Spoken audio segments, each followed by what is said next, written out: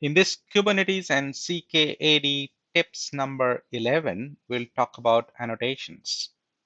So annotations are like metadata to an object. So you can provide additional information like who was the creator, when it was created, for what it was created, etc. And these are basically carried along with the object. So let's see how we can work with annotations. So if I go into the terminal and let me show you a pod which is already created,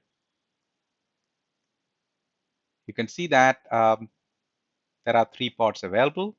So we will pick up the nginx dash pod, which is what we want to modify or add annotations to. So to check the value of the annotations, we can either use k describe pod nginx pod. Okay. And if you go on top, you'll find a section called annotation.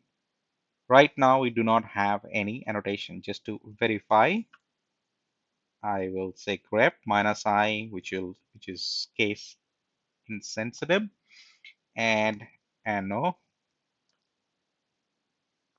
none. So there is no annotations added to that. So that's why you don't see the annotations at this point in time in this pod, right? So if you see at the top, this is where the annotation will come. We do not have any levels. We do not have any annotation.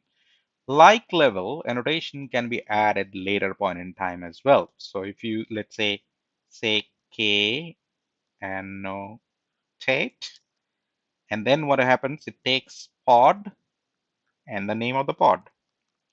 That is this. And then I'll say that description, and I'll say this is a demo created by Bridge. If I add that, it got annotated. Now, if I run the previous command, you will find the annotation here. So this is a demo created by Riju, right? And you can keep adding annotations one after another. So I'll say that I want to add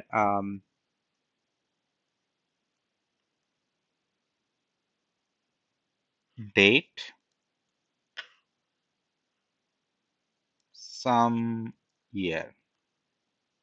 Not a good date, but just added one more annotation. And you can see that annotation got replaced with another annotation. So you can have a longer metadata or a shorter thing in the annotation, and this will show up in that. So let me just show you how exactly it reflects here. If you go on top, you'll find there's some description and annotation. So both of them are available. That's fine.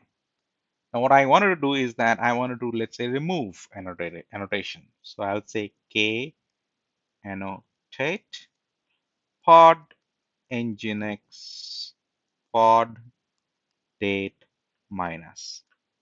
If you do that, then the annotation is kind of removed. So if you go on top again, you'll find the annotation will have only one thing, that is description and the value. It's always key value pair, right?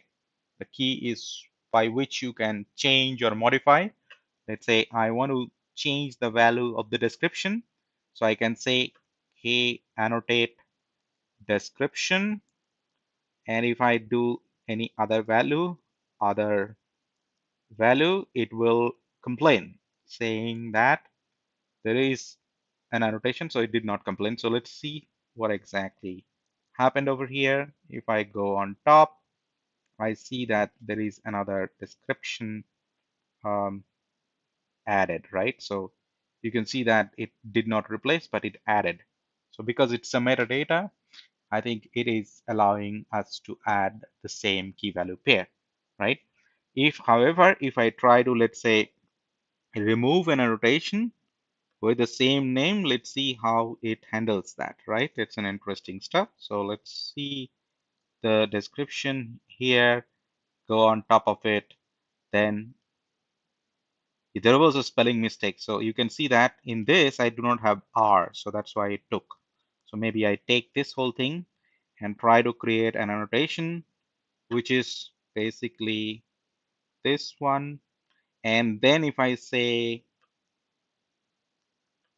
another value, this is an existing annotation, there is an error, right? It complains. That's what exactly I was trying to refer. So I'll say overwrite t. If you do that, then it will be changed to whatever value we try to specify.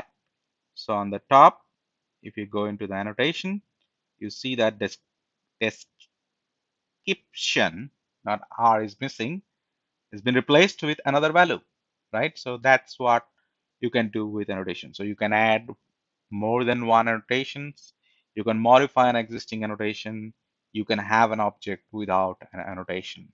It's a simple one like labels, but I have not heard or seen any use in terms of like other objects using that annotation value to do something. Maybe this could be one of the things which we might you want to use to do a cross charging, etc. in a shared Kubernetes kind of environment. But actually the Kubernetes engine, I'm not sure what is the actual use of this annotation beyond the metadata information. So hope this was helpful and thanks for watching.